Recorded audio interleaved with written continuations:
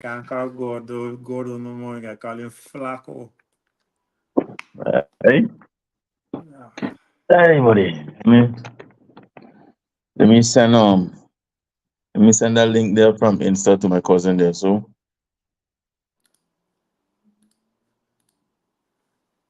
Yeah. Yes, yes.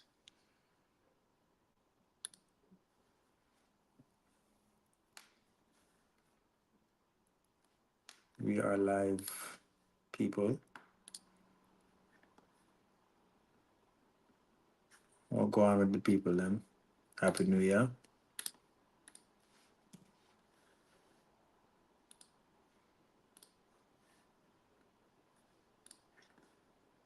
But Lumber, you really expected the shit talking to James?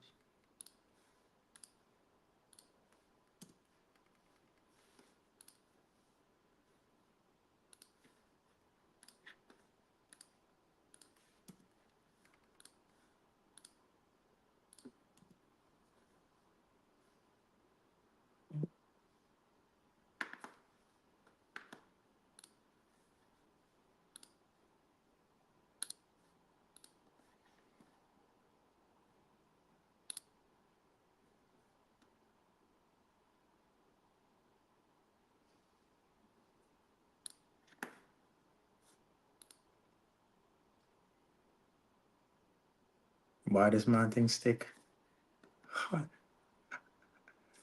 Lord Jesus. Lumber gone. Notifications on. Notification gang. Yes. Blessings, Charlie Coconut. For everybody, follow this person as an example. Please don't forget to like, subscribe, share, and put on the notification bell so y'all informed on when we're hello, gonna be am I live. in here? Yes, you are in the place. Scott, my can't hear not a damn thing. Let's see what You happening here. are you hearing us? I hear you. Oh no, I can leave and come back because I get a call there. The audio switch to different. Anyhow, I gonna come back.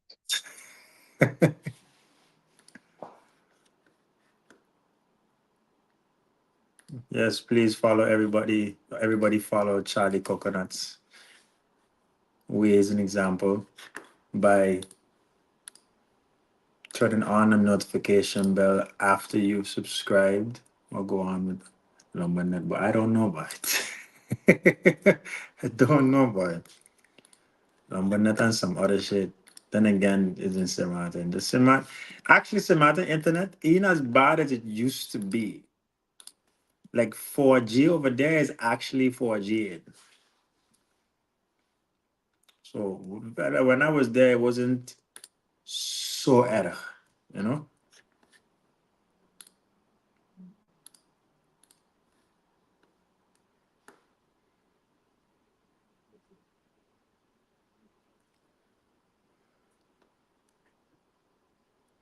Hmm.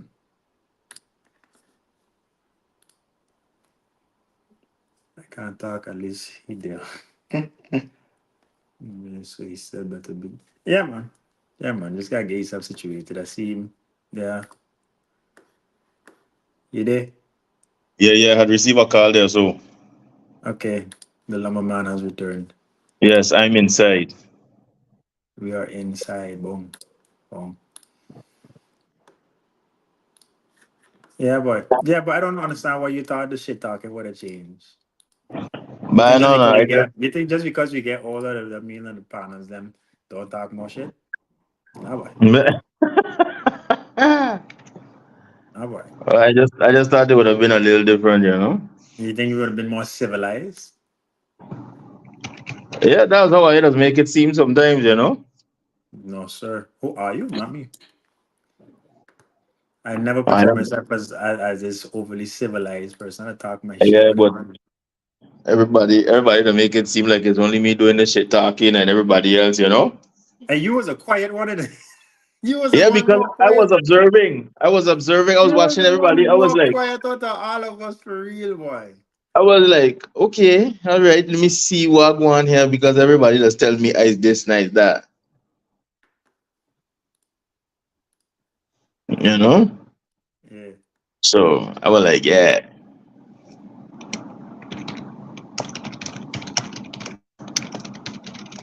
but yeah, How you man, it was spend New good, Year's, man. boy? Kicking it with the fellows, them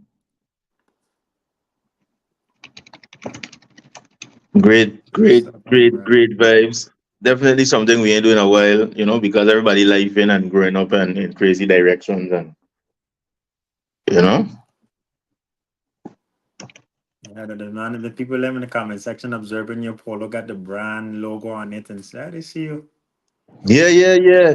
I They am your see you as a friendly neighborhood lumberman bringing good wood to a home like yours. You understand? Yo.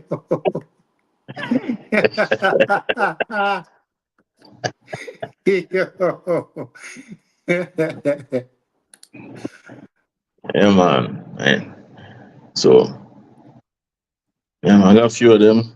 Got hats coming and things, so people when they place orders and them kind of thing, you know, they go get some merchandise to go home with. Yeah. So going on with everybody, how you guys bringing the new year? Boy, this is the first time I spent New Year's with the family in like 7 years. So Mm-hmm. I saying that they didn't have a plan. There was no plan. The plan was to just the plan is not to have a plan. I just stayed with the fam, burst some fireworks, I had a few drinks, and then my sister said like, "Hey, Sagi." I was like, "Sagi?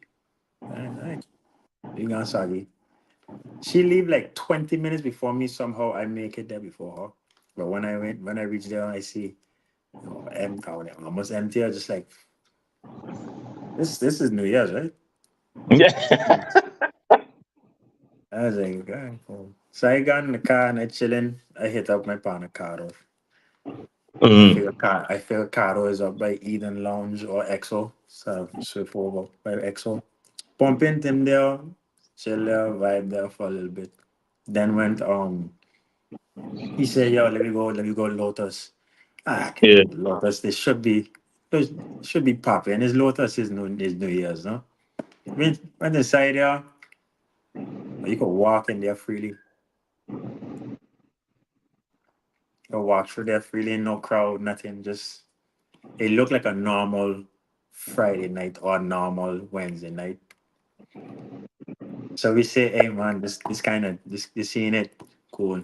Man say, you know what? Let me switch up the vibe. Let me go El Capitan. I say, okay, cool. Let's go El Capitan. Gone El Capitan. El Capitan close. So I say, all right, cool. What you want to know? He was like, boy, Casa. I said, listen, I went Casa a couple of nights ago. Casa is not Casa in like it used to Casa before. Okay, Nah. Casa is dying the spot no more at all. Yeah. So They boom, stop he said, Cathay. hey, they got one there by Defiance. I said, you mean next to Vibes? He was like, yeah. I said, you want to go Vibes? He's like, yeah. What I remember about Vibes when I was younger is that there was no weekend that passed where a gunshot was not blasted. Yeah. So I was just like, hey man, cool, let it go. Gone there. And what I didn't realize is that when I was younger, I couldn't tell the difference between a whorehouse and a strip club. I just remember both of them is just where naked women are located. That's my mindset when I was younger. Now that I older, I don't remember what that that place next to Vibes was. So I walk inside there, and I couldn't believe how much man was in this bitch. So much male energy is in this bitch. Like And a I just postcard. like, what the fuck? And it's like, and it's, you know what's the saddest part, dog? This is, number one, this is New Year's night, dog. This is the stroke, this is like hours after the stroke of midnight. You just seeing a bunch of man just around a bar, sitting down on a chair, and I just like, where the where the females that where the workers? Like they don't know girls dance. And then I realized, oh, this is a whole house. Because not a moment that passed after that, I look up behind the bar and porn. Porn is being displayed Yeah, on in the a big back of the ass bar TV. Yeah, yeah, on a yeah, big yeah, ass TV.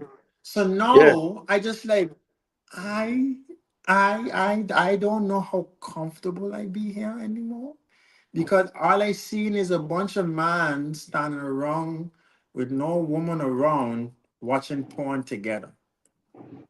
Yeah, yeah. When you really put that kind of perspective on it, you know, And no man, when I think it's about, I really just strange. like It's really strange, yes. like like I don't see that. And mind you that they have girls there, but it's just like now the girls in a strip club and the girls in a whole house, they entertain you in different ways. See, a girl in the strip club, they give you the show. You understand? Give you the dance on the pole, on the stage, maybe a private dance in the back or something like that. Cool. But in the whole house where that was where I was at is like, yo, they're not there to entertain you. They're there to just hey, how much it costs, go come back, that's it. And I kid you not, as somebody that does not pay for the Viyaya, I was in a fun night. It was not a fun But night. it depends on the night when you go there. Because certain nights, by them things just be up on the bar and they just really be putting on a show. Something like what you was describing, you just get in the strip clubs them.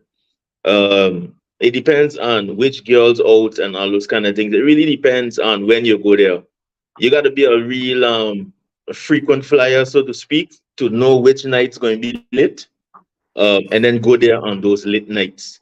You know, so yeah, they probably wasn't doing much. A lot of them just don't do much also because you know um, the man just come there and abuse them, because of their line of work and those kind of things like that. So a lot of girls they just come through and they just scope the place, and if it don't look like it have spenders there, they don't put in the effort. Hey, Jack, they will only come out and put on the show and put in the effort if it look like they got spenders there. Waste of a night there, boy. Yeah, yeah, yeah, yeah, yeah. Waste of a night. I was up the hill, the South Reward, knocking back drinks, and then when that was done, I was in my bed. I didn't Yeah. want to get caught up in none of the crazy that is the traffic. Yeah, I should have gone home. Going home is never a bad idea, dog. Especially now, you know. Yeah, like you get the older you get, the more going home always seems to be the best idea. It's always the best option, dog. Yeah, You got but nothing to do. that is because now your home have things that you actually really want and value in it. You check. When you was growing up, it had the shit your parents value, and maybe you don't value them same things. You understand? But now, like in my house, I got my surround sound. I could rinse music when I want, loud I want. I tell my girl go in the bedroom. I can play music now. And I could turn up and I could listen to what I want. Nobody there to judge me and tell me nothing. And you could cook and eat what you want. You could chill outside how you want, when you want. You could wake up 3 o'clock in the morning, go outside for no reason, just to chill. Like, it's a place where you could be you because it's yours. That's the difference. That's why home, the older you get, home does feel more appealing. Yeah, just like my bed. All of that too. I just like my bed. Yeah, yeah, yeah. Yeah, that was my tragic failure of a New Year's weekend. Jesus. How was y'all weekend? Enough about my tragic story. How was y'all weekend in the comment section? Kind of what you do? In the comment section. What you doing? Miss Coconut, what you do? Miss TK, what did you do? Very curious to hear how he answers. Entertain us. Let's see. Yeah, boy. This has been a interesting. It was an interesting 2023. I ain't gonna lie. I think we talked about it 2 weeks ago. It's been a very interesting 2023. Yeah, yeah. We still gotta get Kana's take on 2023, what it was like for him. Yeah, yeah. Maybe at the tail end of the stream, we're gonna ask you. Yeah, we still gotta get his take, but for the rest, yeah, man. All right. What are we gonna start with, boy? Bye, well, you want to start with Who's Superman? oh God. Let me see. When was it?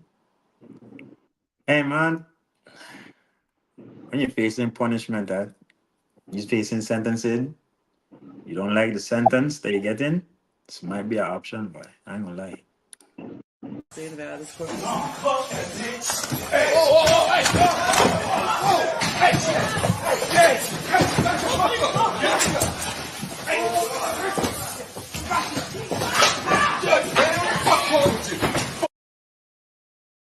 Hey man.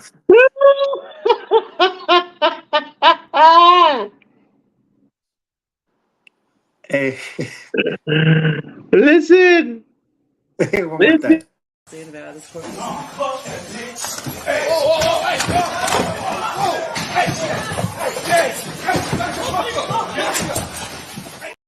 This dude was lacking in any Olympic team, dog. Listen to me. Any Olympic team. Listen to me. Clear the whole destiny, dog. Listen to me. He is, but I ain't even want to make this sound bad now. But he is a Negro dog. This man was this man this man was there, right? He had on his baggy clothes, he had on Jordans to boot. He had to be in some kind of sport, dog. I ain't know which sport, but he had to be in a sport G. Let me tell you something. They got several pieces of this clip. Okay, there was one where he was explaining to the judge why they shouldn't sentence him. And I think he violated his parole or something stupid. I can't remember exactly what it was. And the man was explaining like, yo, he got job, he doing better now, and he explained it to her like he's not the person he used to be, and he think he deserves a chance, and this and that and this and that. And the woman kind of mocked him a little bit with what she was saying when she was about to sentence him. You check? And that is what pissed him off. And yo, the man just I was like, yo, fuck that dog. He come around the little stand. He come around the little stand and he just like went over her shit, dog. Like dive Dog, into this her dog. man pranked that Superman. You are that woman, G. Wow, Yo. bro. And then they got a clip where you could see the dude. If you pay close attention, they got a dude, I think, to the left. Well, so if you're watching it, it's our right, but to the judge's left. I don't know if he was typing or taking notes or what. Yeah, I see it. I see it. You man see it The man, coming. the man get up, the man get up and start boxing down the dude, dog, to get him off of the judge Yeah. G. Yo, it was crazy. It was crazy. That whole when I see that, a partner of mine sent it to group chat there. So when I see that, right, I was like, ah, damn. I Man was throw like, hands, this bro. is Man why. throw hands. He didn't throw hard hands. It didn't look like the hands was that much effective, No, but he I throw think he hands. just wanted to choke her a little bit. I don't think he wanted to hit her. You understand? Listen, he is the reason why when the police see us, they just fear for their lives. Dog. People like his type is what make life difficult for the rest of us. Dog. In the courthouse, G, Yeah. Yeah. because you don't Somebody decide. said Charlie Cook, can I say his lawyer? He has a history of violence. His lawyer tried to lessen the sentence. Judge said not with that kind of history. Hey man. Yeah, yeah. Hey man. Yo, the man.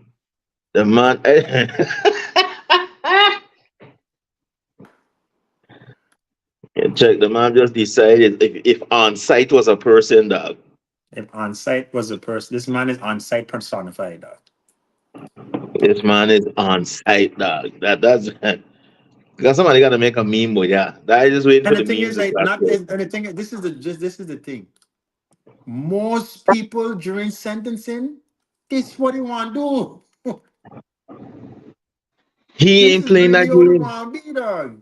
He's not playing that game. He ain't being politically correct, nothing Dog, that. the man realized what his sentencing is already as is, dog. The man say, "Oh, fuck it, God for it, dog."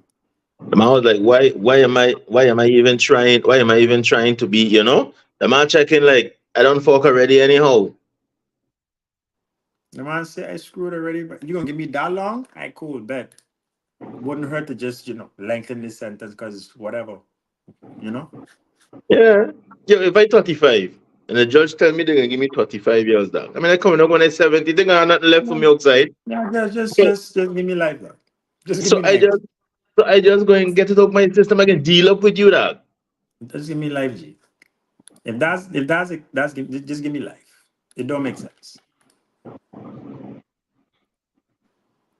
the Let me man see. wasn't having it by. He was upset. Mama's livid boy. Let me Come on, see. now what can I think about himself? I want a man. Kind of what I have. I know kind of. He'd always come with something from way left field. Yeah. Way left field. Let me see. Hey man, how you feel about these pronouns, dog? The ones we learn in school or the ones now that being applied differently. Okay, if I touch you. Yeah. Okay, cool. Okay, if I touch you. Go right ahead. Before we get started, do you mind if I touch you? I was gonna cut my fucking hair. Do you mind if I touch you? Are you serious, bro? Just cut my hair. Is it cool if I touch you? Yeah, absolutely. Okay, cool. It's usually just customary that I ask the person before I touch them. Just cut it, cuz. And what were your pronouns? She, they. She, they too. Yay! Look at us, we're twins. He, him. She, her. And what are your pronouns? Are you fucking serious, bro? Just cut my hair. What are your pronouns? They, them. She, they. I'm glad we exchanged those. Yes. And what are your pronouns? Listen, bro, I don't do that shit. Bro, don't fucking touch me. Don't. I'm out of here. Fuck off.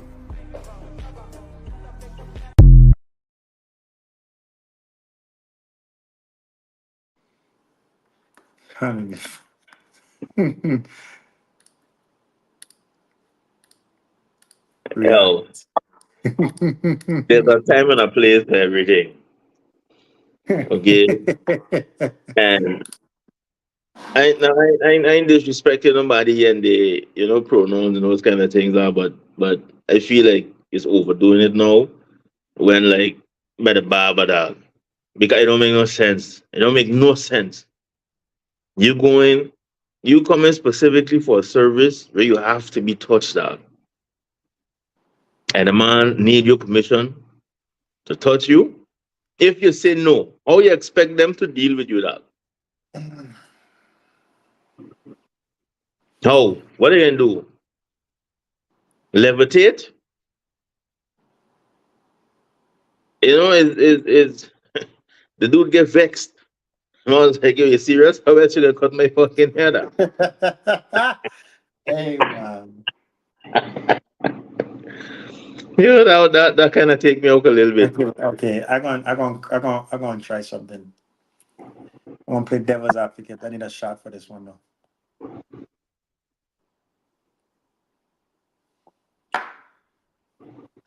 Okay. Okay.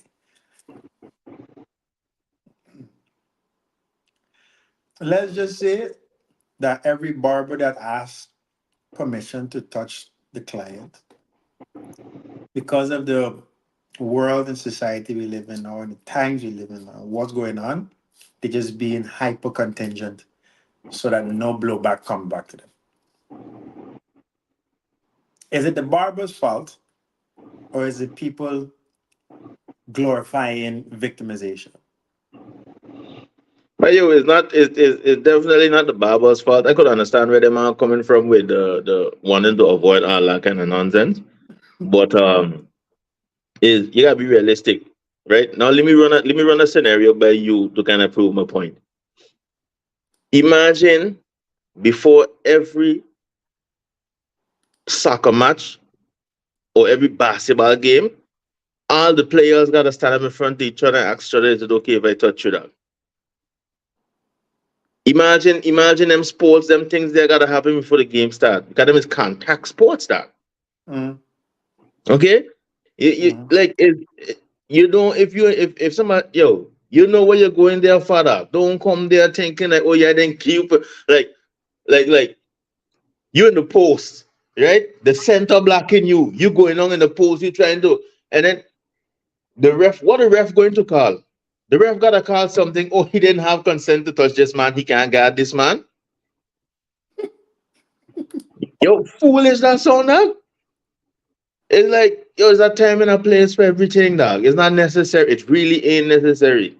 Okay? The dudes are you see in one of them in one of the cuts the partner asked the dude, what is his pronouns, the partner say, yo, I don't do that shit.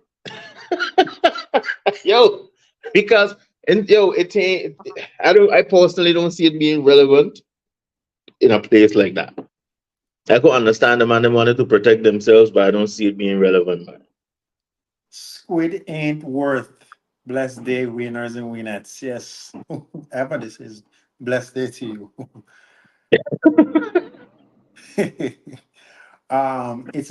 It's society and what is new. What is a new norm?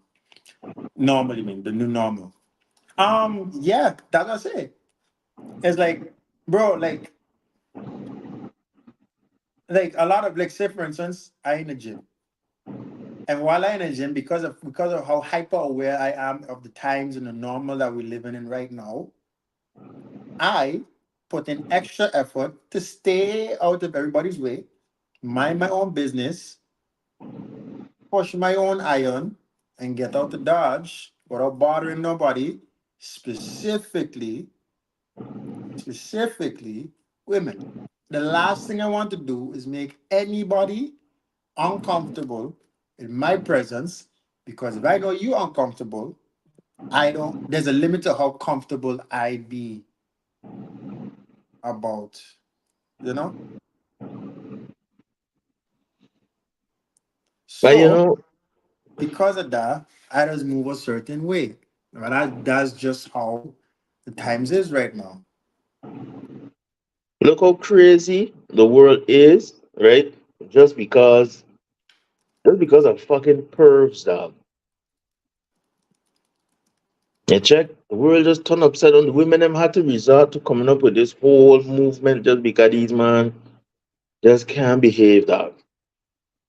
No, but you see, the thing is, we gonna go into the next topic we're gonna go into is basically leaning on my point, the point I about to make.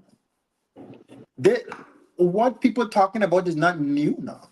If anything, it was way worse before. It is only not as bad as it used to be because people actually opening them out in social media is actually used as a tool to expose a lot of people. You understand? You have a lot of stuff that was going on, but nobody was saying anything because it was normal back then. Unfortunately. But I feel like we're Yeah, digressing from.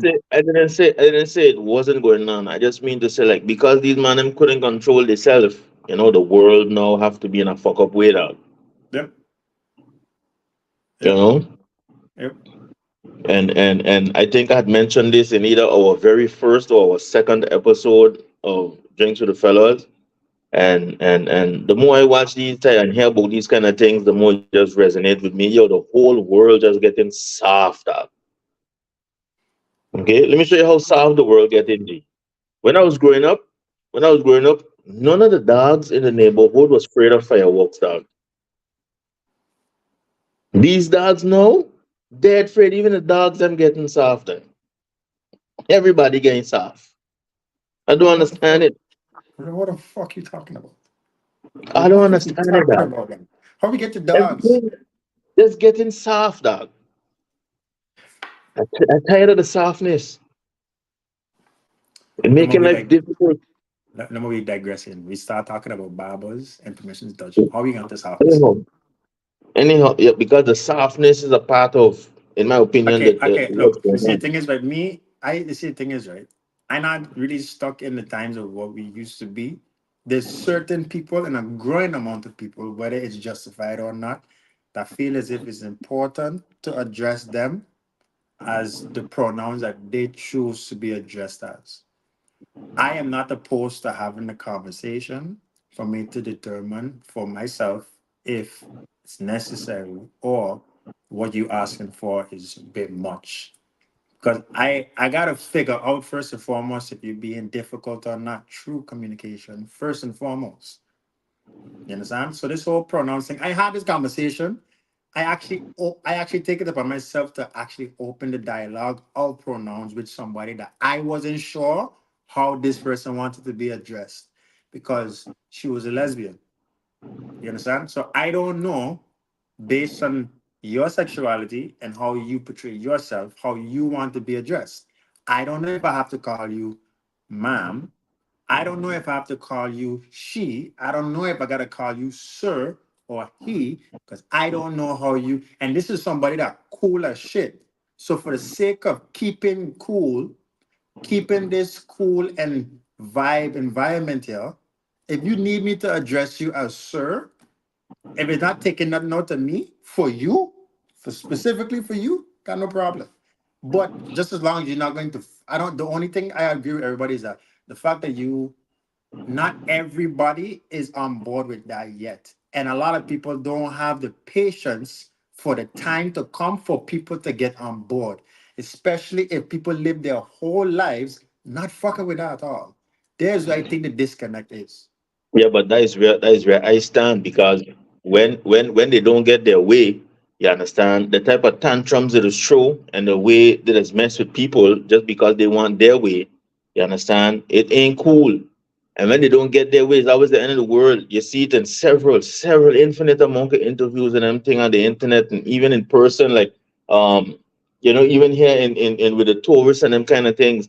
When they don't get their way, they're like children that they're throwing tantrums, and in my own personal opinion, that's a negative that's a negative view of the movement, and it taking away the integrity of what these people are actually really fighting for.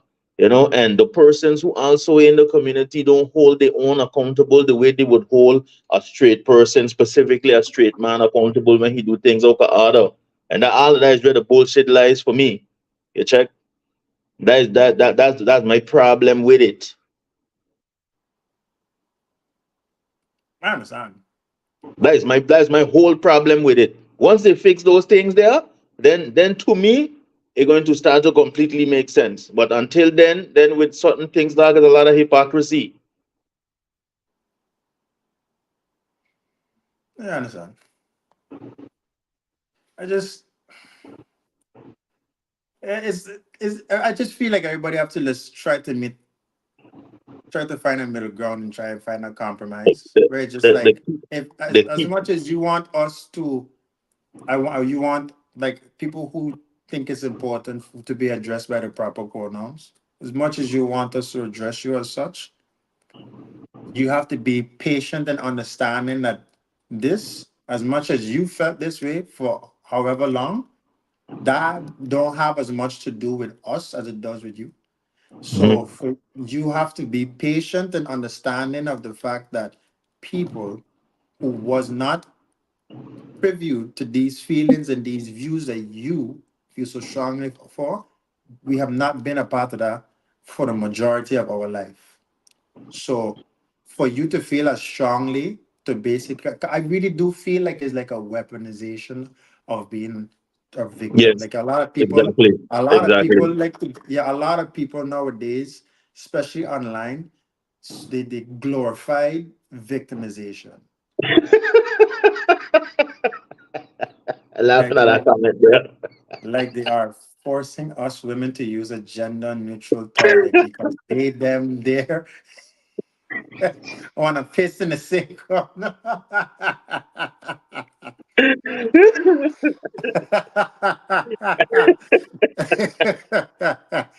Hey man, hey that's a good one. Yo, Hey, that's a good one. I That's a just to add to what you were saying there by side, I think the most important thing is this is something that I feel like is missing.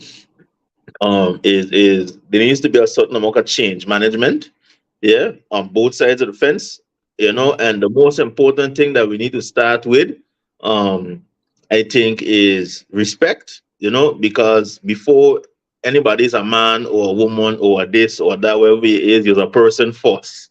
Okay, what type of person you is and what you choose to do, you said that's some totally different, but you're a person first. And as a person, as a human, I need to respect you as such. You understand? And the only way we could really be there, is to first have the respect and then also to have the information. But the information also gotta come a little bit organic, like how you were saying with opening dialogue and doing these things, but it's still gotta come organic. When you start to force feed people things like in a rush, like to make this change happen, like today for today, that is where you're gonna get a lot of friction now. And that friction is what going to create the unnecessary pushback, you know, I that these feel people are complaining about. I feel like a lot of people that in terms of respect, I think a lot of people don't know how to respect people's differences. That's the main problem to me. Like Hmm. people don't, you don't know how to have, you don't, if I don't see it your way, you have a problem with us agreeing to disagree. You Yeah, feel as if I have to see it your way. And it's just like, no, yeah, I don't have to. And whether yeah, or not I see it your way, it should not affect your life. It shouldn't affect your life. It shouldn't affect how you feel if I don't see it that way. Because the fact that you don't see it my way, I'm not trying to force you to see it the way how I see it. I'm a whole different individual. You understand? I know how I feel. I know what I about. I know what I like and I dislike. I know what I stand for. I know what my morals, views, and standards and boundaries are. And I am a completely different entity. You understand? Like me, you don't got it. Why do we have to be the same? yeah. Like we can still some. Man, I sound like a beauty pageant contestant. We could still we can still live in unity without having to think the same, dog. Just as long as you respect everybody's differences, dog. Just be Yeah, whoever agrees with the way how whoever sees it the way how you see it, just jive with them, dog. You understand? that's it. But if It's that the easy. the idea of communicating between us is not for me to be converted or for me to convert you. It's just to reach an understanding. Just because I understand doesn't mean I have to agree, and it doesn't mean that I have to change. I just need to understand. And if you want me to understand, don't force it onto me. I have to be ready to understand. And if somebody's not ready to understand through dialogue, leave them alone. I don't get Yeah. it. I don't get the complication. I don't know. Is I honestly don't get it neither because I don't know. Everybody want. I mean, even know how to word it, dog. But I don't understand why. Just like what you were saying there, why the whole agree to disagree thing right there, that hit the nail on the head. Because on both sides of the situation, you have these extremists. Yeah, Sorry, you have these extremists, and like if you don't agree with what he's saying, they'll start calling your names. They start bashing you, and there's a whole movement to cancel you or wherever you stand for. All kind of things. That your check is crazy just because you don't agree.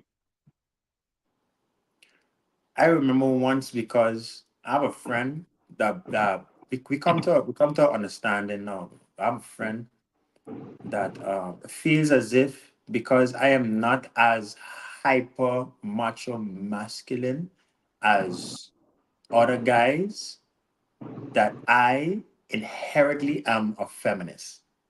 And I'm just like, so because I don't agree with you with about 1 or 2 points on the views that you have in regards to how the society is between men and women, I am automatically, just based on those 2 points, a feminist.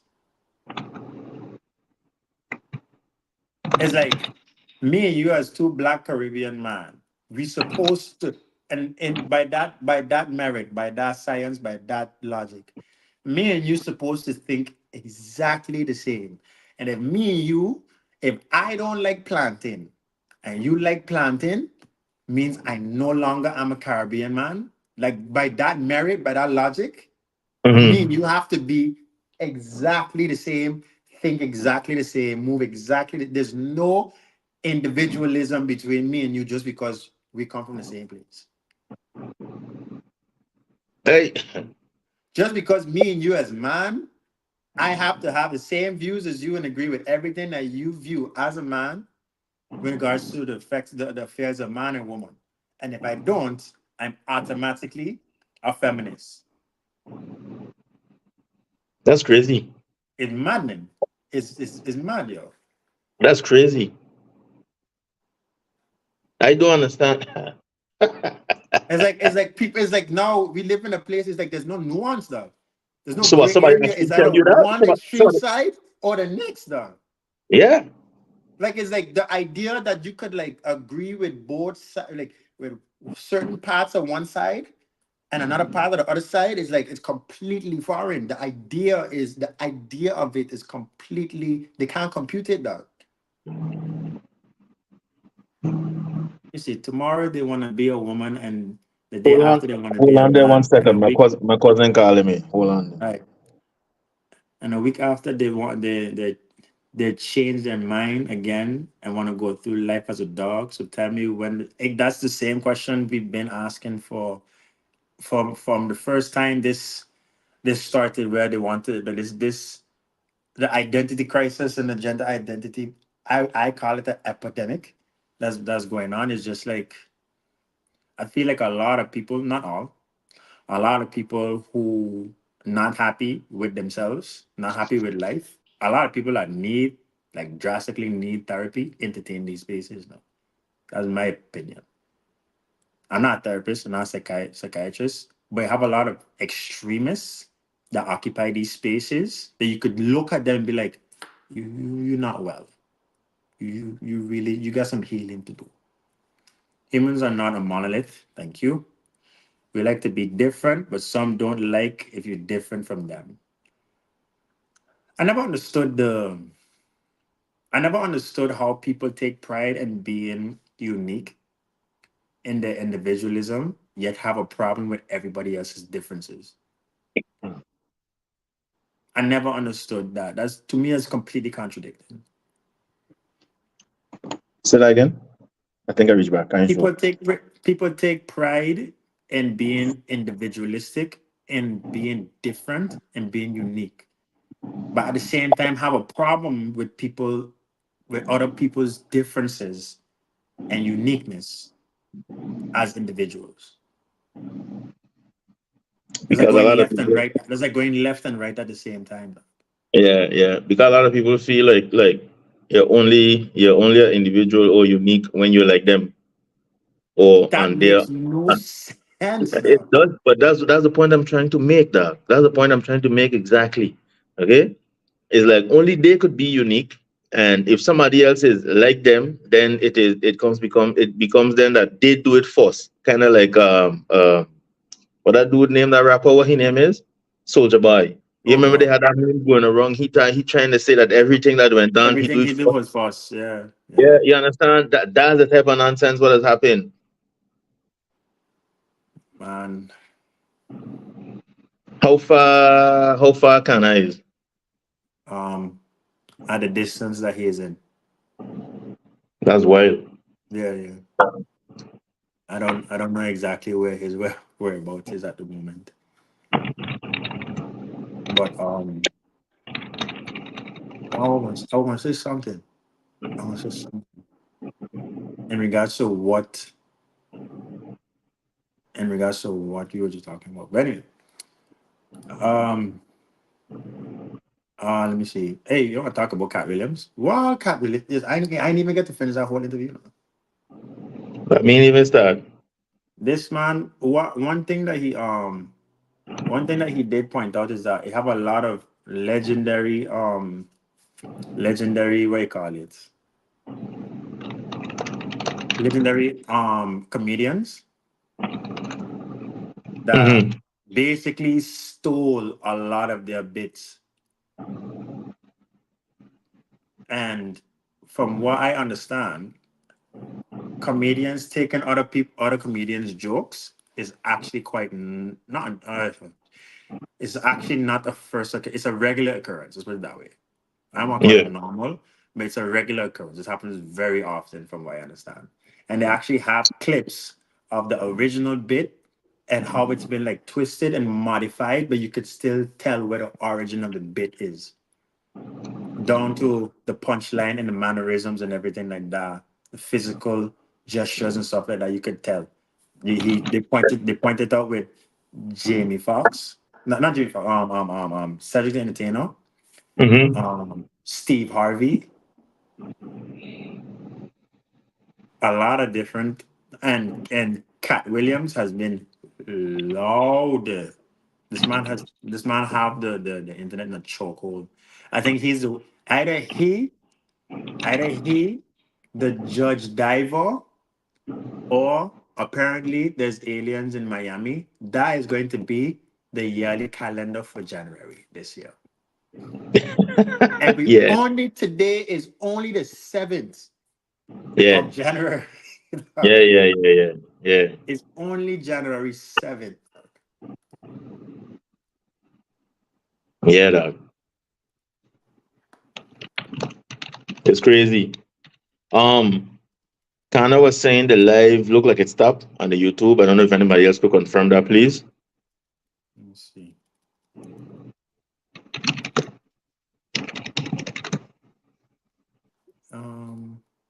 It's on still by me. Let's see. Yeah, I still seeing movements and things. Kana tell me, I think that's on his side. Here's on his side. I said it's still going on over here. And everybody confirm in the comment section. Yeah. Charlie Coconut says she's Yeah, still there. Charlie just confirmed there. Yeah, she's still there.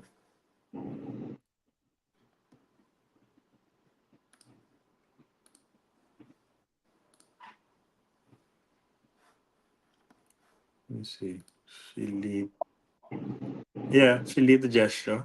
She there. We there. Mm-hmm. Is our guest ready to pop on? Well, he called me there just now. That's the call I received. I sent him the link again. I Yeah, sent he it said, to. yeah, he's ready. He seems ready and poised to join. Do we have the questions ready for him? Well, Kana say he's almost there. Let me check. Kana said he was almost there. Let me just check that scene there quick.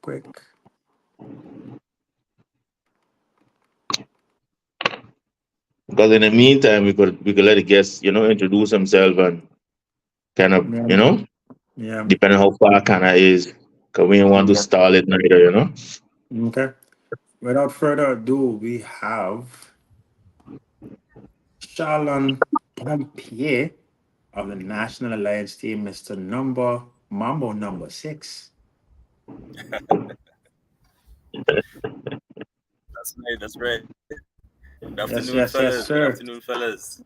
Good Good afternoon. Good afternoon, good afternoon. afternoon. How you First and doing? foremost, we're going to ask the most important question.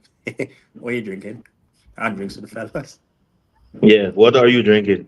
Right now, I have a drink being prepared for me right now. A Black Label Coke is being prepared for me right now. Because Wow, Sir, my wow. location is we're on Mullet Bay Beach right now. This is Mullet Bay Beach right outside. stop So calling Jesus. The man is a mullet baby. Go on, The you. man is mobile. we're mobile guys. We're making full use of the 4G internet capabilities of St. Martin. The fo- How long it going to last out there? How long it lasting out there? Well, I had some issues with Telcel just now. I had to switch over to UTS. Oh. Shots fired. Shots fired, yeah, shots fired. No, but So, uh-huh. I was saying, I heard about the show. I watched one episode once, and it's have always entertained me. The show always have some nice topics being discussed. So Yeah, man. it's a privilege for me to be here. Thank you for the invitation. Yeah, man. We appreciate you giving us your time as well. We understand, especially with this being the last leg. This is you guys last how many days I got left? 4 days left. or 3 days left, I should say, because the fourth day is, D-Day. Exactly. So, Exactly. we appreciate you giving us this, even though it's just 1 hour, giving us this precious time. So without further ado, maybe you could introduce yourself to our fans, let them know where you're about and those kind of things. Okay. Straight away. So my name is Charlon Pompier. I am candidate number 6 on the National Alliance. I am a born St. Martiner, a son of the soil.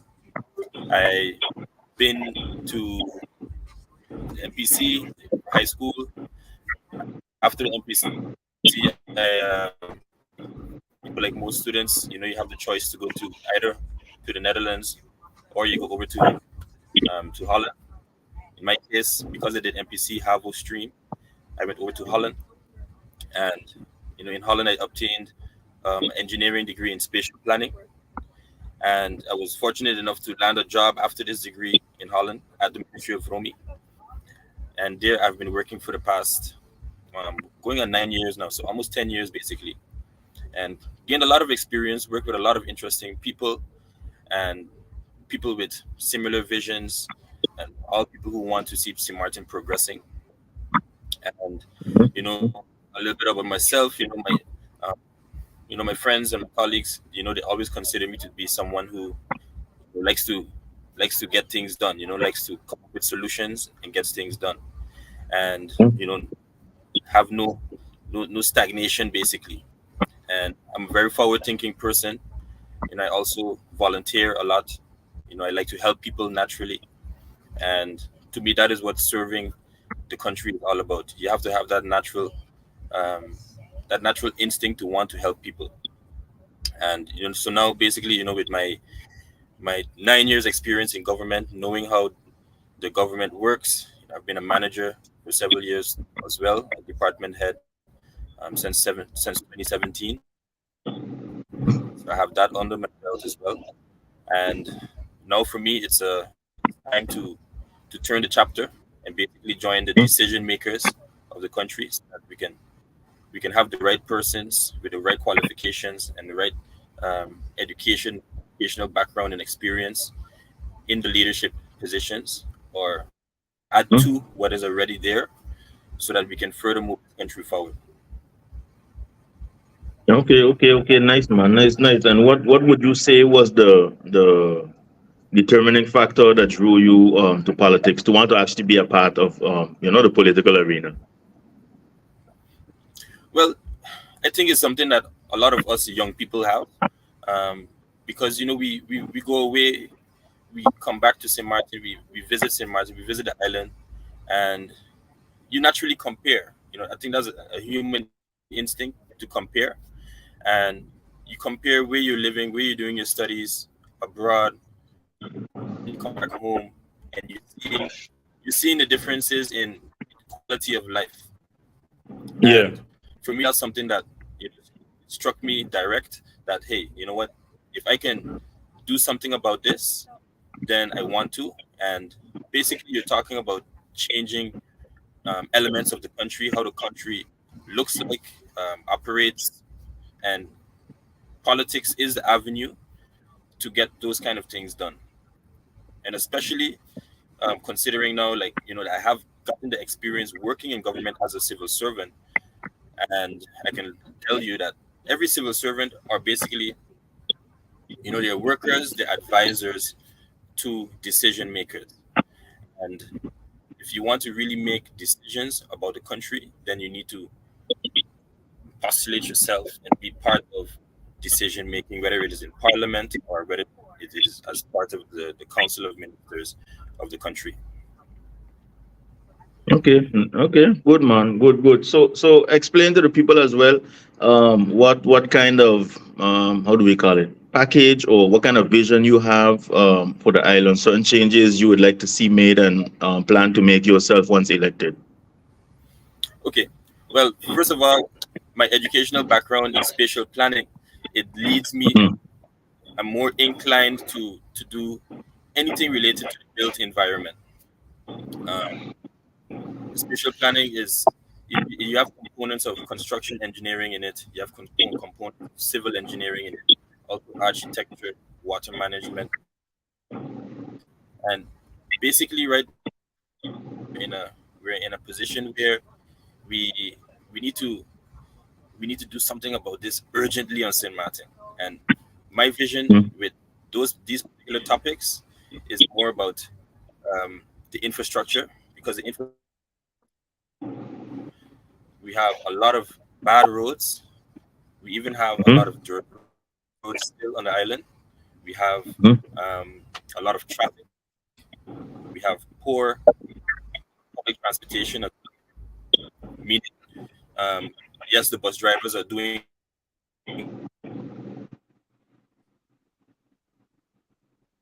There you go. but when I say poor transportation, I mean also like um, not all areas of the island are is accessible with public transportation, and that Yeah. is something that we need to cover, because if we don't cover that on a whole, then will always be more inclined to purchase vehicles, and Mhm. vehicles will then be, they add to traffic congestion. Um, Yeah. some of my some of my visions to reduce traffic is to invest more in infrastructure. And as a parliamentarian, you have the ability to approve the annual budget for the country, and you look at plans that are being presented by, in this particular case, then the Ministry of Romi, who would come up with a plan to invest in this infrastructure. And as a parliamentarian, you can scrutinize the plans. You can also see what budget is being proposed for these plans. And someone like me now, who have this educational background and this experience, I would be able Mhm. to not be fooled basically, and be able to scrutinize a plan and know that it's something that it can benefit the country because of how I will analyze it and see also how it can be implemented.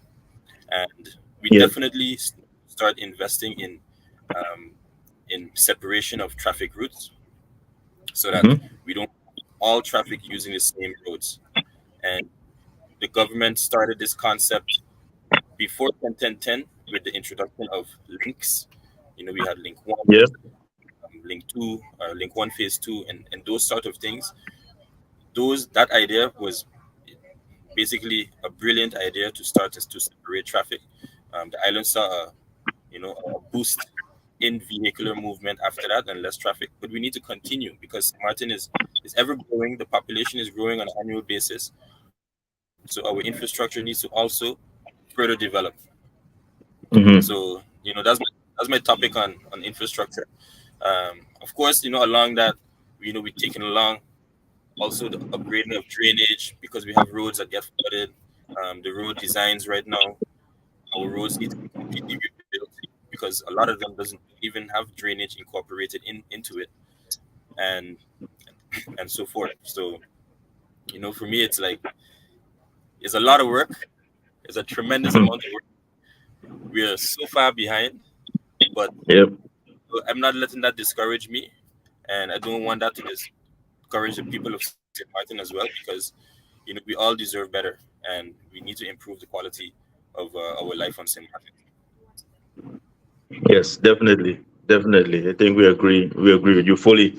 And in mentioning that it's a lot of work, with all the work then that you guys have to do, and let's say the cleanup of what our current situation is concerned that you guys have to do, what was like a estimated time that your supporters and the rest of St. Martin in general can start to see the fruits of the labor that you plan to put in for us.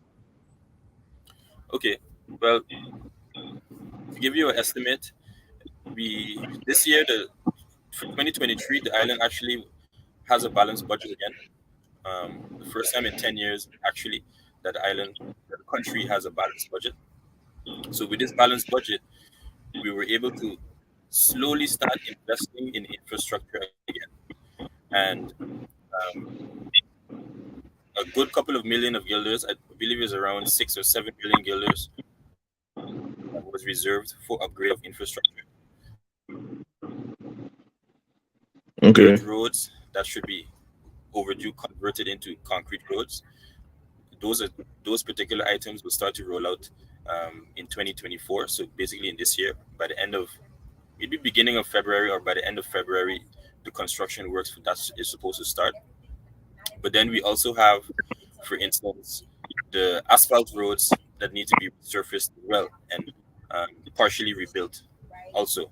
So we're using still a small budget. Is under 10 million guilders that is going into it, but it's still a significant amount when you compare it to the amounts that was allocated towards these sort of endeavors in the past 10 years without having a balanced budget. Because in those 10 years, without a balanced budget, you would only be able to enhance our infrastructure using operational expenses or operational budget. And that is capped at 2 million guilders on an annual basis. And Okay. really and truly, that 2 million guilders, it with a snap of a finger, it's done. When you resurface Bush Road and I can't even say the whole of Bush Road, we resurface was already done. So that gives you a slight idea of how much more money needs to be allocated towards these type of projects on an annual basis, and then you can spread that out over maybe, in my best estimation would be to try to do at least 20% of the infrastructure on an annual basis. You do that over a 4-year term, and then you'll be able to accomplish, basically 80% of the infrastructure that has been upgraded. Yeah. Okay. Makes sense, man. I like that. And to follow up, you said something very interesting. When you were mentioning between the two different types of roads, concrete and asphalt. I want to know, what is your opinion on concrete versus asphalt roads? Because many people are of the opinion we should just concrete all the roads. Some people are of the opinion that concrete has its place and asphalt has its place. Seeing that you have the engineering background, what is your take on this conversation? Okay, well, off the bat, if you look at driving experience, not on highways, because when you start to drive on a highway, you could use concrete more quicker than when you're driving slow. So driving experience is more pleasant on an asphalt road. What is also important to know is that, sorry, a concrete road makes about twice as much more noise generated by vehicles than an asphalt road. And St. Martin is it's a very built up island, so you will get a lot more sound noise pollution if we would concrete all our roads versus asphalting the main roads. I do believe that concrete roads for certain secondary roads is a better solution because it requires less maintenance indeed. Yeah. Okay. And regarding the funds that are necessary, is there a creative way that we can go about generating additional money that could be allocated to these, like could be allocated as a capital expenditure for capital investments? Like besides requesting and maybe taxing the people differently and those kind of things, is there additional way that St. Martin could go about generating money that they could share up for these different industries? Of course. I must say that we are still in our baby shoes when it comes to creative ways for the country to generate money. Money that can be allocated towards different purposes. So infrastructure, maybe even hurricane relief, for instance, is also one of the areas where money should be directed towards. But some creative ways would be to actually start to try and break even the costs that government is making right now with certain activities. For instance, garbage collection. Garbage collection, it comes at a cost of around 15 billion guilders every year. And there's 15 billion guilders going out, but there's nothing coming in. Absolutely nothing coming in. Like, not one red cent. Oh, wow. So, okay. Something that, if you could dampen that 15 million guilders and raise at least half, the budget of 15 million remains the same. Then you have a 7 million guilders that you can just take that and allocate that towards the roads. Yeah. So, because government, we don't operate on making a profit. So you really need to start to think like more operating as a business that is a non-profit business, but still you do not want to operate at a loss. So Yeah. it's a task right now for the government to balance budgets, because not all ministries generate revenues. And we quickly look at the tax office and stuff like that, to generate most of the revenues. Vromi generates right now revenues mainly with long lease, government long lease, building Mhm. permits, mainly those two facets: government long lease land and building permits. And we can also generate some money by, let's say, for instance, if you establish a road fund Mhm. that functions as a business as well, but like a government entity. And when you have these large developers that are building hotels and these huge apartment complexes, you can actually have them contribute towards the road fund a certain amount, so Yeah. that those funds could be directed towards enhancing infrastructure. Yeah. Okay. That's true. Definitely. Definitely. Definitely. Okay. Let me see if we have any questions from the people in here. No, not yet. Okay. We was mentioning about the different ways to make money, right? How do you see any way that maybe the entrepreneurs can also how do you say add to the amount of money that the government can make, so create new jobs and those kind of things, what kind of ideas you have in place to support entrepreneurs and the different things they want to bring forward for us, where not only um generating money is concerned, but also ways that they could improve the island, on a grander scale. Okay. Well, supporting small businesses is also one of my topics that I champion. That I want to be able to represent small businesses, because I've had a small business myself. And if you in my opinion, if you don't stimulate small businesses, then a small island like St. Martin would never be able to discover a third, or let's say like a second or a third economic pillar. Because right now our Hmm. economic pillar is mainly tourism based. Yeah. But entrepreneurs have the wildest ideas sometimes.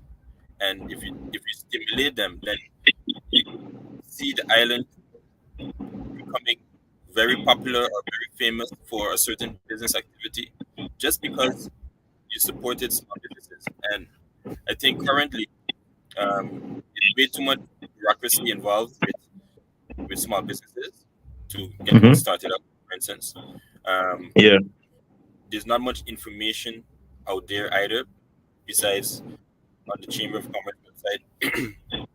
You have some information. I find it's also way too expensive to start, for instance, a limited liability company like an NV or a BV. It's way too Hmm. expensive. The notary cost is upwards, and by the time you finish it, it can run you like $2,500 to $3,000. That's way too Yeah. expensive. And also, what I think is that the tax system needs to be simplified. A small business owner shouldn't necessarily need to have an accountant to be able to file their taxes. And right now, with our tax system, Mr. Martin, it's if you don't have an accountant, you most likely will you could try your best to file your taxes, but you most likely wouldn't be filing it in the right way.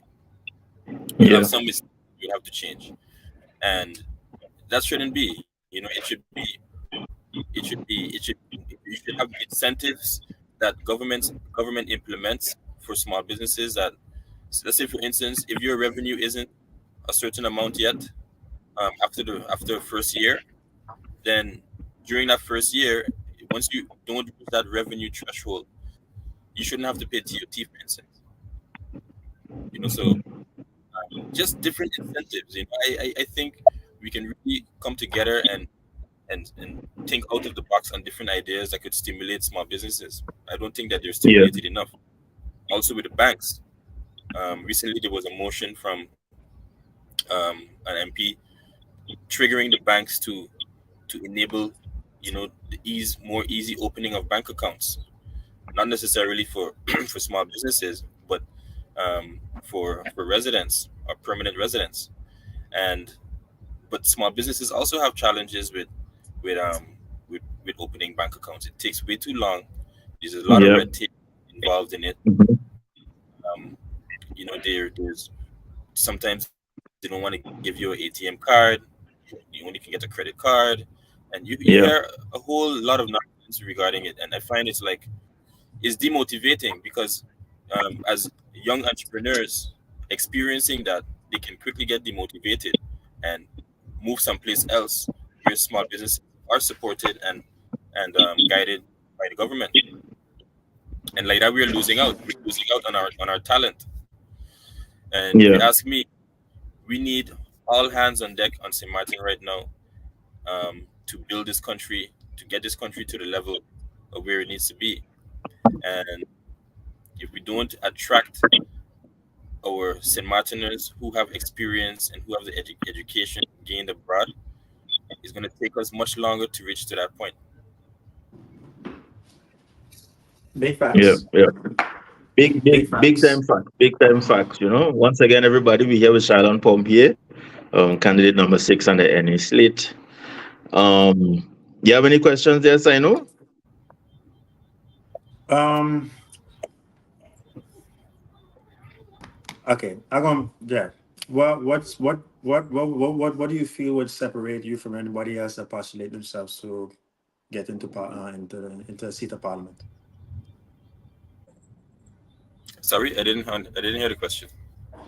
What separates you from everybody else that decide that they're going to postulate themselves to enter into parliamentarian in a parliamentarian seat? Okay. Well, I can say I find that when if I analyze everyone who is postulating themselves now, for the first time as well, especially those for the first time, I think that I have a lot of experience built up working in the government. I understand the government. Not only that, I'm coming in with um, let's say an educational background in urban planning, engineering, that not many people on St. Martin study in the first place. And when I went to school in the Netherlands, it was also something that teachers mentioned. They said that they don't see much Antillians studying these particular fields very often. They more quickly go towards construction engineering and civil engineering. But when it comes to the topic urban planning, spatial planning, they don't see much Antillians going that direction at all. So my set of eyes in Parliament would have my spatial planning eyes on. I would also have eyes on as someone who have had a business, so entrepreneur eyes on. And I think with those qualities and my experience gained in government for nearly 9-10 years now, it's it's something that puts me apart Okay. I know if you're done Yes. talking. I don't know if you're done. Okay. I don't think you're done Okay. talking. Hold this stick. Oh, we still talking? Oh, it's stick. Yeah, it's stick. Oh, okay, okay, okay. Yeah, we need to give it a second. I think it's because he's by Mullen Bay. Right there. Yeah, a big group just arrived on the beach, so I think it have a lot more cell phones now connected Yeah, on I the. got a lot more stuff. So Yeah, the man boom with your bandwidth, but the man boom with your bandwidth. I get in throttled now. I get in throttled now. yeah. Yeah, the throttling you back now, yeah. Okay, I have a follow-up question. I myself, being a small business owner, as all my fans, everybody that know me knows, I went to the bank recently and was informed, because they got no checks, right? In a lot of companies, when people need like money to put in the cash pan or to have for change or for petty cash, they'll write a check to the bank and then go and cash it, right? And that's how they would do their change and things. So now, because there's no more checks, the persons now have to go there in person and withdraw. And I was informed that there's a limit on how much you can withdraw and how often you can withdraw. I was also informed now that it's going to be mandatory that you use a card, some card that they want to give you now. I assume it's going to be a credit card.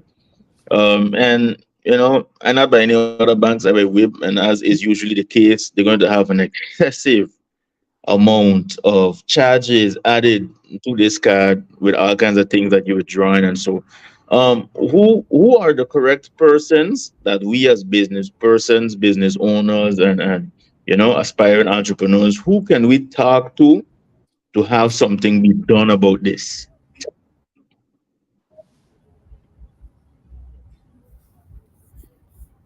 Okay. In my opinion, the best person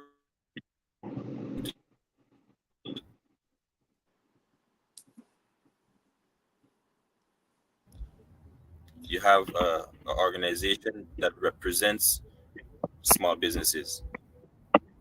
So you you can always better approach the government or approach the Chamber of Commerce with these type of issues as a group, as a larger organization, than as a single company. That's the first step. That's the first step that needs to happen. I know they have several different organizations out there. A lot aren't as active that they should be. A lot are also missing. Like we don't have a consumers. We don't have like a consumer authority on Smart either. Hmm. Those type of organizations have a lot of power, and we need to get there because when you see the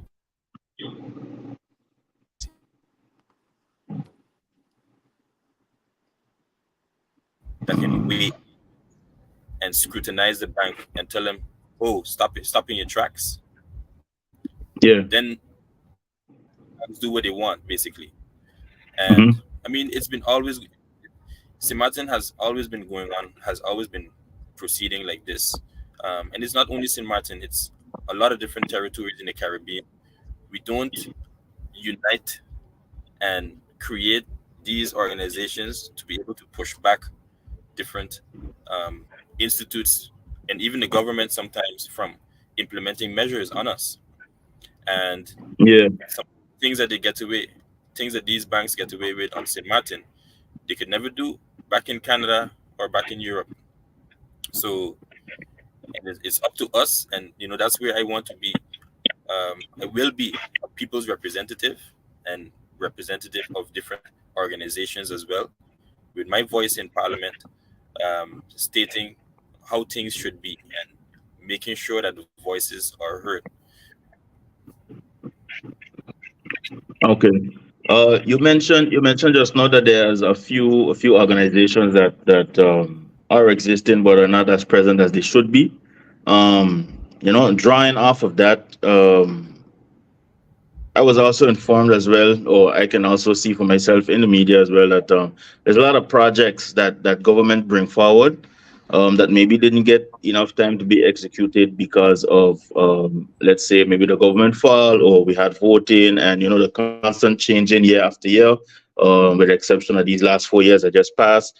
Um, is there any existing projects that government maybe have currently archived that you think aligns with the vision that you have? And if so, are you going to pick it up and, how you say, make the necessary adjustments and work with it, or will you be coming with completely new things? The reason why I ask, and there's a second question. The reason why I ask is because, in my opinion, a lot of our stagnation has to do with always trying to reinvent the wheel. Everybody always like to start over and from scratch, and because of this sense of pride of, yeah, that was my project and I did that. So I just want to know if you see anything, or if there's anything that you're Oh, you aware got of. baby. Where you going? Squant by. Flo say, go your son. Jesus Christ. Yeah, I see like you were going somewhere with a good question there, bro. yeah. I, something he said there,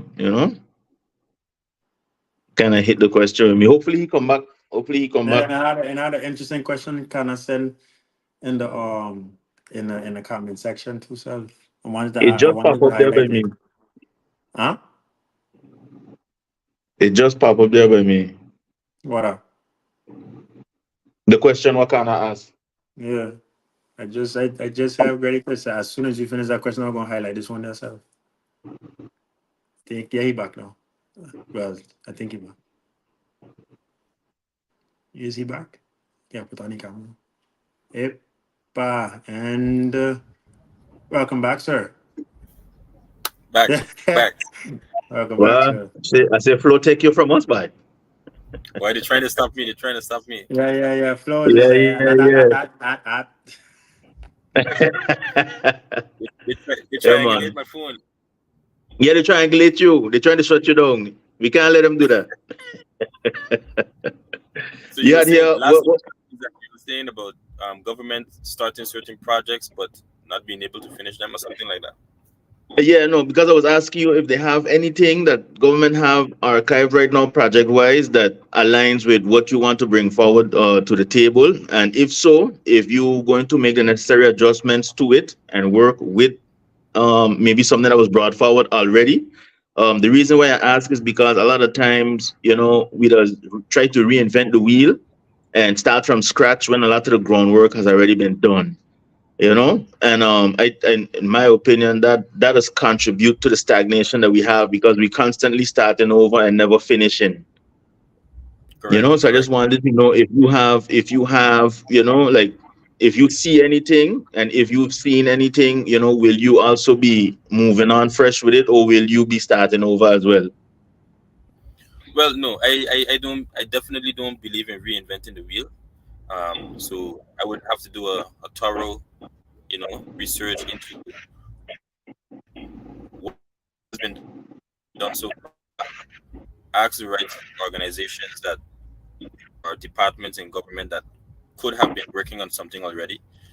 Yeah, The Ministry of Finance right now is is very forward thinking. They have recently held a lot of events over December month as well for financial literacy and those topics. They're also looking at mobile payments systems for St. Martin and those things too. So, mhm. I don't think everybody is sleeping. I don't want to give the impression that the whole island is sleeping on everything. But Yeah, it's just what I want to say is these are items that I champion and yeah, um, close to me, and when I see it sparks my interest. So when somebody comes to you can feel free to come to me with these type of concerns, especially. I mean, of course, as a people's representative, you should be able to approach an MP with any issue that you have, basically. But I have a special attention, a special um, favor for these, because yeah, it's right up my natural interest alley.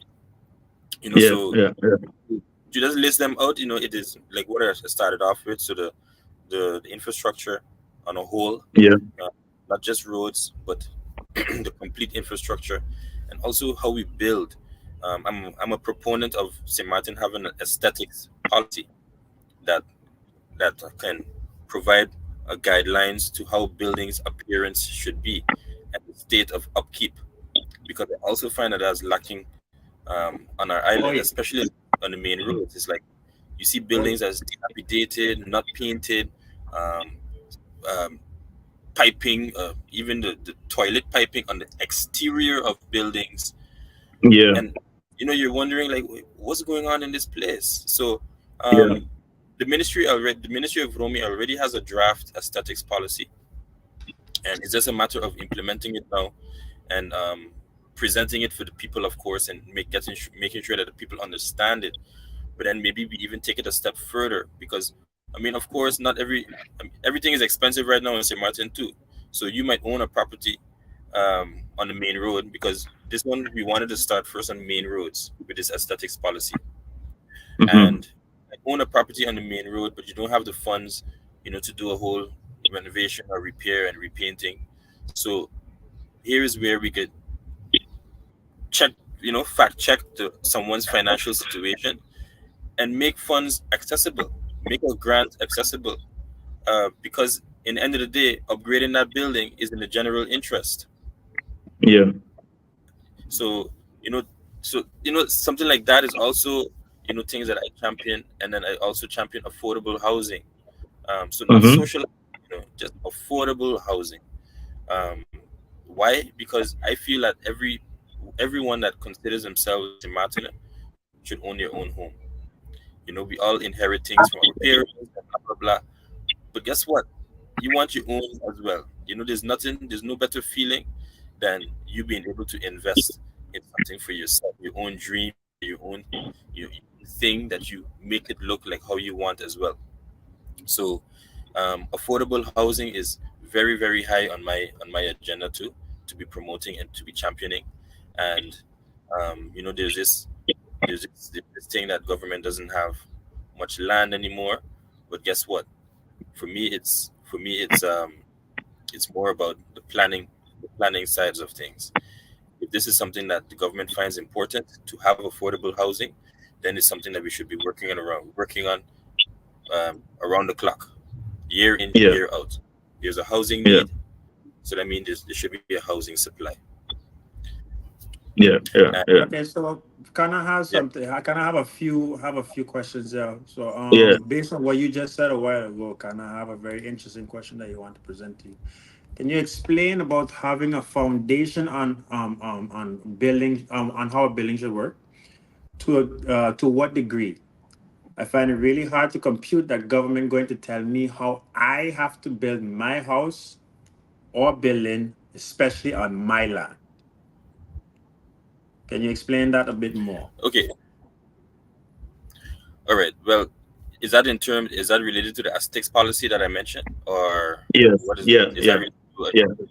Okay, so basically, the aesthetics policy is not telling you how your building should be built, but it's telling you how your building should it should be pleasant to look at, and not an eyesore, because we already have in a building ordinance a article that says it's not allowed, it's illegal actually, to have a building that's a disfigurement to the surroundings. And the only missing element right now is a policy that determines what do we call this disfigurement to the surroundings.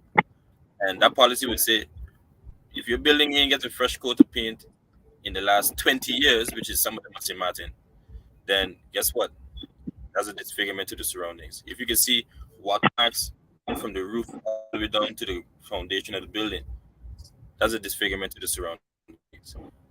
If you have a missing, broken glass, broken windows, and it's just exposed there, I mean, I mean, it's like we definitely don't want to say how somebody have to build a building, but what we don't want is that when we have now um, these tourists driving around the island, and even you and me, when we drive around our island and we want to take up our phone and we want to be, going on live or making a reel, then we don't want to look like a third world country, and that's basically almost what we look like sometimes in many areas where we go.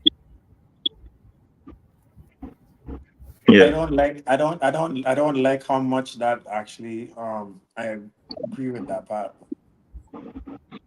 Yeah. A lot of buildings and just stuff that we have here is unkept and kind of run down. A lot of them look abandoned, but people live there.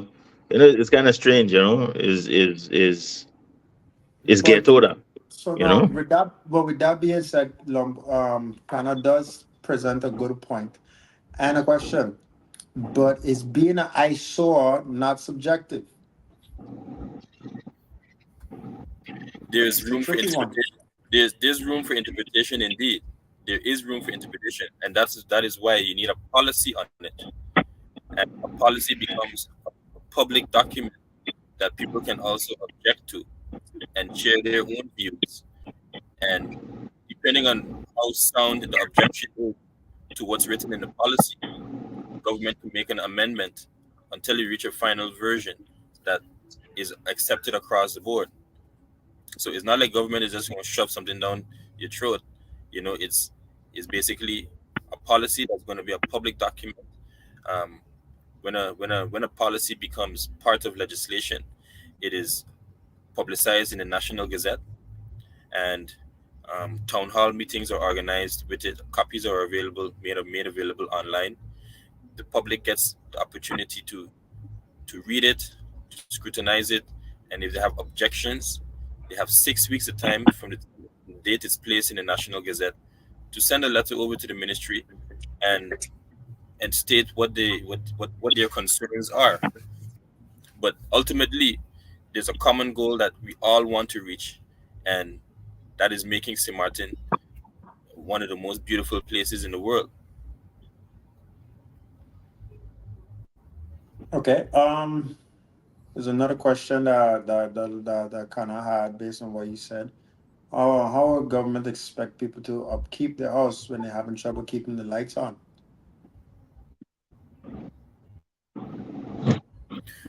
Well, that leads into what I suggested earlier. So you can think of different kind of funding mechanisms to assist persons with upkeep. I've driven past a building lately. I think it was in Kobe, and this building, basically what they did, they upgraded the face of the building, and they didn't upgrade the sides, the left side and the right side, but they spent some money upgrading the face. So they made sure that the face that's facing the road is decent, and that already was like a major facelift to the entire area. And if the government can make funds available for persons who really demonstrate that they don't have the funds to allocate towards these type of things, then the funds can be used towards those purposes. After all, if they're included in the country's budget, then the funds are made available by means of those budgets. And as a parliamentarian, I would be able to ask for funds to be made available for this purpose. Okay. Okay, then we had one of the first questions that he asked. It was a very good question. Out of left field, if I'm being honest. If you aren't put into office, what will you be doing for the people in the meantime? I'm guessing in the meantime he means that by the next time you choose to postulate yourself for another try if you choose to. Well, in my current job, I also help a lot of people. I do have a job right now. I'm currently the head of public works on St. Martin, of infrastructure, and with that job alone, it's a lot of helping that goes on. The ministry of Home has several different departments. You have the inspection department, you have the products department, you have new works, you have health and affairs, and you have infrastructure management. So I work at the Department of Infrastructure Management, and I enjoy helping people come with all sorts of requests to that department, and whatever is in the means and whatever is allowed to be helped with, the department would lend a helping hand with it. And of course, the department also takes care of the public infrastructure. And with more funds becoming available, then with more funds becoming available, then you could get a lot more done as well. Because right now there's basically not much money to do anything. Okay. Question. I don't know if this is where I want your opinion on this. Now we had this discussion.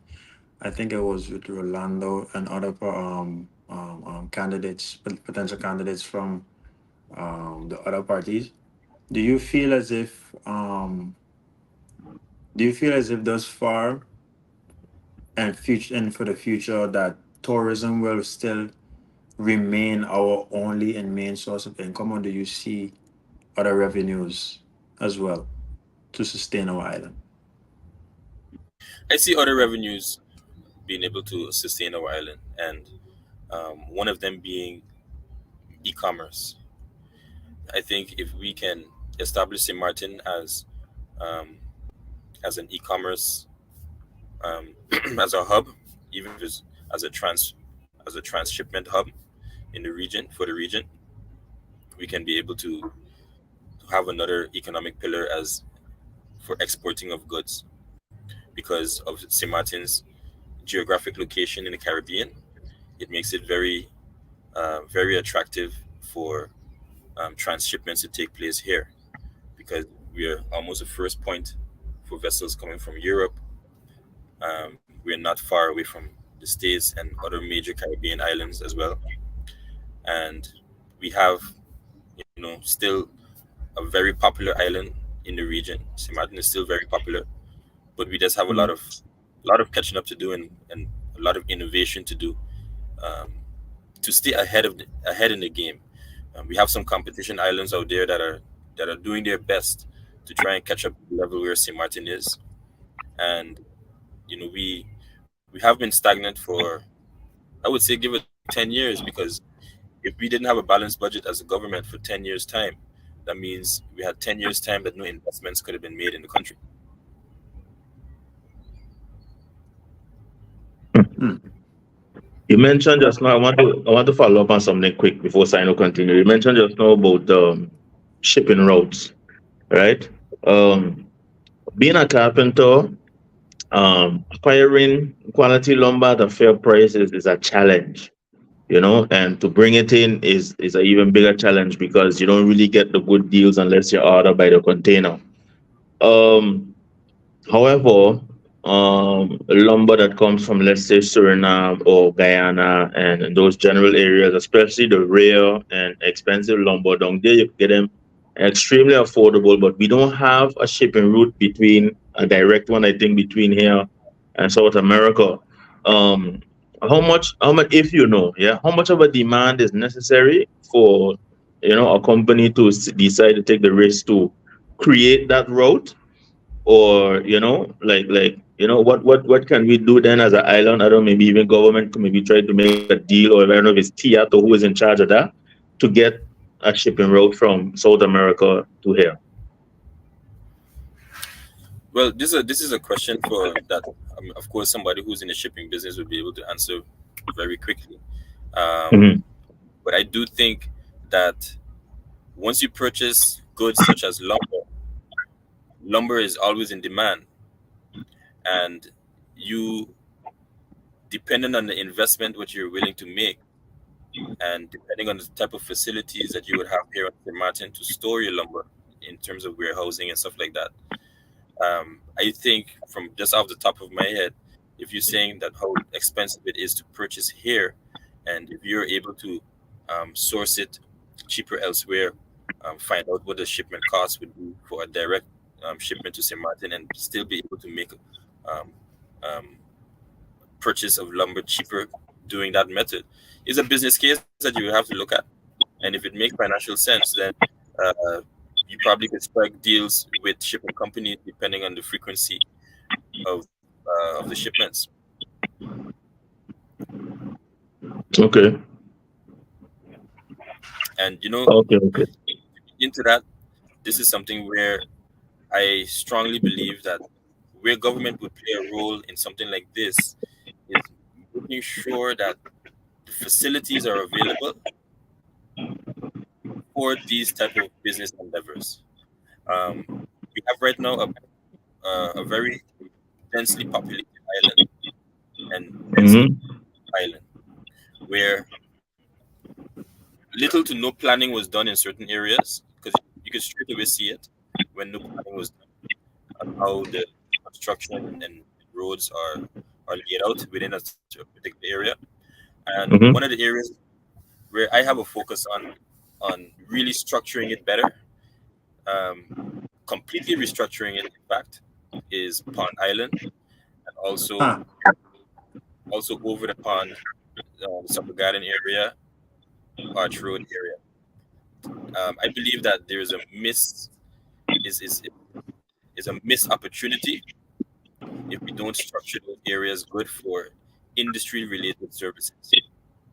Um, in Holland, you could be familiar with a bedrijventerrein, a business Yeah. area, Mm-hmm. and some of them even have like a boom because there's one way in, one way out.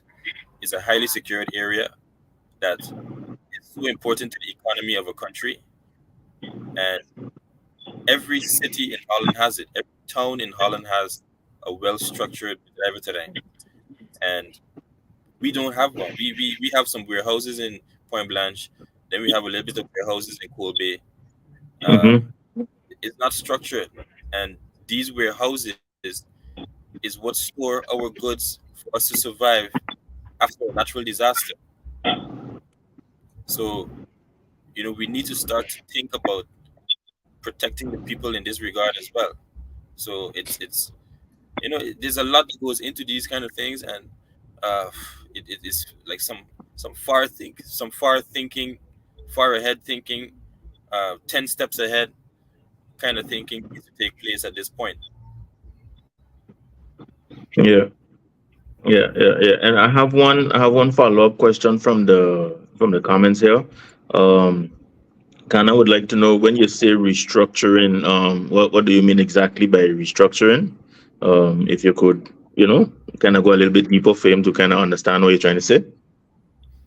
Okay, so when I say restructure Pond Island, I basically mean start over with the areas that we're able to flatten. So we have a project right now ongoing that's with the government together with NRPB, where the NRPB and the World Bank, they compensated illegal settlers and get them to vacate Pond Island. So Mm-hmm. every section of Pond Island right now, people have to vacate, and those areas will be completely demolished, flattened to the ground. And I believe government should follow up and make sure that when development is allowed to take place there again, that it happens in a very, very structured manner and not like before where it is just basically squatting that took place for the last 30 years. Hmm. And it kept on growing and growing and growing. And Pond Island is such an important area. Our government building is there. So it's like we gotta take it serious. It was Yeah. not taken seriously. And now we have a problem. Big problem. Huge. Yeah. It's a huge problem. And we didn't even touch base on the dump yet. So Ha. Yeah. That is. Well, I've heard several creative ideas from a lot of people. Yeah. I've heard a lot of creative ideas on ways that could be handled and things. So but I know we only had you for an hour. I think we kind of just hit the hour mark there. About. So I have one last question for you. This is my favorite question for you. All right. So okay. during and prior to the election time, it is always reiterated and expressed and told to the people that this is your country. I work in for you. I'm here to help you. We need to make sure we deal with your money, because government using your money, this and that, this and that. Prior to the voting is always about the people until after the voting happen and the people get what they want, then we don't hear from them. Okay. And if besides waiting for Parliament to hold ministers and so on accountable, and before waiting for us, the voters, to wait for 4 years before we can do something about it again, what is a creative way that the people of St. Martin, can hold, candidates accountable, both before and after election? And how would you appreciate, what way would you appreciate, or are you hoping that your supporters will hold you accountable? Okay. Well, I mean, me personally, what I have done is I have set up a platform for my supporters to be able to be in constant contact with me. And I have like 3 persons in my campaign group that will continue to be, once elected, of course, continue to be part of this group to be in to assist me also with communicating with everyone, because it's very difficult to communicate with everybody 100% all the time. Yeah. Is that that's a job on its own. And what I do think when it comes to holding candidates accountable, holding parliamentarians accountable, I what I envision and what I realized, what I envision is that we need to find ways to improve the communication with parliamentarians, similar to, not exactly, but similar to how we have these council of ministers press briefings every Wednesday. I'm not sure Mhm. which which minister thought of that idea, but I find it's a very good idea. Not every week all the ministers are there, but it does provide a platform for you to see what is taking place in the government and hear it directly from a minister or their public relations person. Um, in America, they do it with the White House. The White House has a PR person that they have these briefings on a very regular basis, so you can know what's happening within the White House. Um, but what did we lack on St. Martin, and I don't really know how this happened, is that we don't have in our culture, we don't have, like, let's say, what everywhere else has in the world. We don't have like a 7 o'clock news, like where you turn on the TV and you hear what took place today, but also what took place in Parliament, what took place in the government. We don't have after Parliament meetings where parliamentarians voted against and for. We don't have reporters standing outside the Parliament building questioning the parliamentarians. Hey, so MP, where did you vote against? We noticed that you voted against. Can you give your feedback on that? You understand what I mean? That kind of accountability. Why did they vote against? Did they vote against because it's just a group of them decided to vote against before they went to the meeting? I don't know, maybe. But these kind of things is when when poor communication is part of our culture, it leaves room for people to underperform.